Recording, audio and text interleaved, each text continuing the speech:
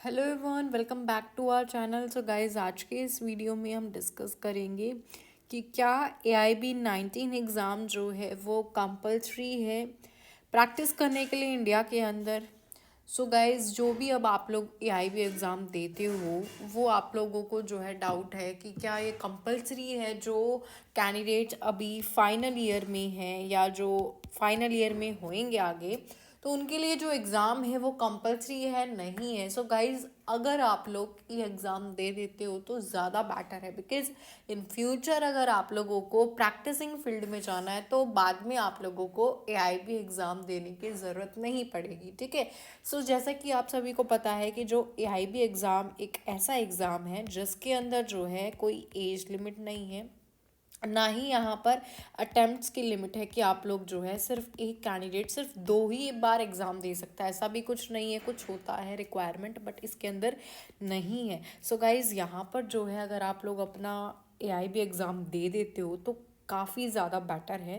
सो इसीलिए बोला जाता है कि अगर कोई कैंडिडेट BLLB LLB को क्लियर कर लेता है तो उसके बाद जो है उसको AIB एग्ज़ाम देना चाहिए, बार एग्ज़ाम देना चाहिए, जो कि बहुत ज़्यादा इंपॉर्टेंट होता है।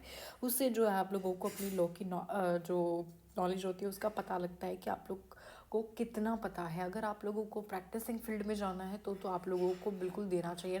मैं सजेस्ट करूँगी कि हर कैंडिडेट को एग्ज़ाम देना चाहिए, बिकॉज़ इसके अंदर जो है जो क्वेश्चंस पूछे जाते हैं वो मेनली सारे लॉ के ही क्वेश्चंस होते हैं जो भी इसके अंदर पूछे जाते हैं। ठीक है।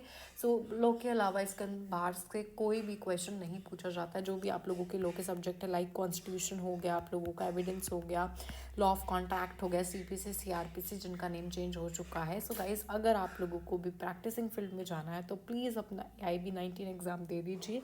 होप सो आप लोगों ने अपना रजिस्ट्रेशन प्रोसेस को कंप्लीट भी कर लिया होगा और अब आप लोग अच्छे से अपना फर्स्ट अटैम्प्ट में इस एग्ज़ाम को क्रैक भी कर पाओगे। सो आप लोगों को अपनी अच्छे तरीके से प्रैक्टिस करनी है। सो गाइज, यहाँ पर भी ये चीज़ मेंशन की गई है, अगर आप लोग ऑनलाइन भी चेक करोगे इसको, yes according to Bar Council of India any law graduate needs to clear AIB in 2 years window after they get the law degree in order to practise law in India. अगर आप लोगों को India के अंदर practice करनी है तो आप लोगों को बार एग्ज़ाम देना ही पड़ेगा, जिसको हम ऑल इंडिया बार एग्जामिनेशन बोलते हैं, जो कि बहुत ज़्यादा इंपॉर्टेंट है। अगर आप लोगों ने एग्ज़ाम नहीं दिया तो आप लोग प्रैक्टिस नहीं कर पाओगे ऑल ओवर इंडिया के किसी भी कोर्ट के अंदर। तो ये चीज़ आप लोगों को ध्यान रखनी है।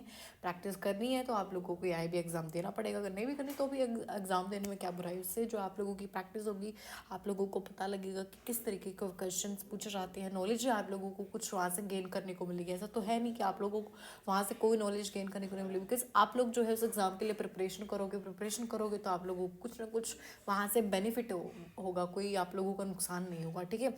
सो गाइज, अगर आप लोग AIB 19 एग्ज़ाम दे रहे हैं सो प्लीज़ अपना फुल डेडिकेशन के साथ उसकी प्रिपरेशन कीजिए, ताकि आप लोगों को बाद में रिग्रेट फील ना हो कि हमने तो जो है प्रिपरेशन ही नहीं की थी तो कम की थी, इसलिए जो है हमारा एग्जाम क्रैक नहीं हो पाया। ठीक है। सो अगर आप लोगों को वीडियो हेल्पफुल लगी हो तो please do like share and subscribe the channel for more videos.